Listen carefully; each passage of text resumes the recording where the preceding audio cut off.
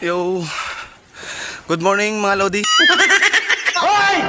So, ang oras natin ngayon ay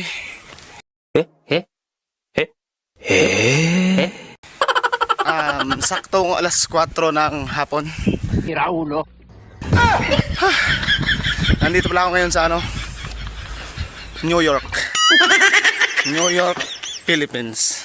No! God, please, no! No! Alright. So ngayon, ginagawa ko, nagjo-joyride ako gamit ang sapatos. Sige nga, subukan mo. Kasi dito sa New York, Philippines, upgraded na yung mga sapatos. Puro wheels na yung mga sapatos dito.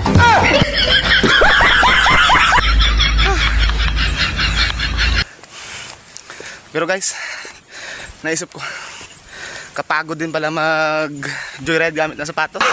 Gago! Luluhin mo yan. Lalo na kapag naramdaman mong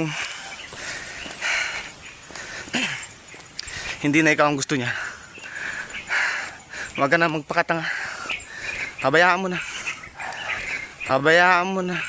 Kapag magulo na